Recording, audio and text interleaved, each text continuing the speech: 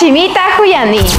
Atención niños, jóvenes y adultos, llegó el momento de demostrar nuestro amor por la lengua quichua. Quichua Yucapa Shimi. ¿Tienes una poesía o una canción en quichua? Participa en el Reto Quichua, el concurso más viral de TikTok. ¿Cómo puedo participar?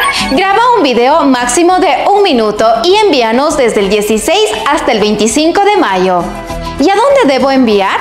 Puedes enviarnos al WhatsApp 09 59 81 61 80 o también al correo de radioiluman@gmail.com.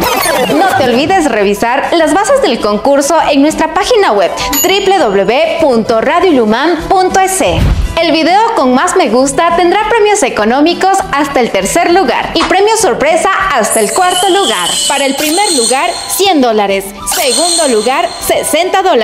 Tercer lugar, $30. Cuarto lugar, kit didáctico quichua. Atención, el 2 de junio se anunciarán a los ganadores. Quichua Shimigu Tukuipi Causachun.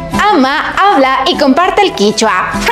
#Reto Quichua. Organiza Radio Iluman, el proyecto Ñukanchik Shimi, la voz de nuestra identidad, con el apoyo de la línea de fomento del Instituto Nacional de Patrimonio Cultural.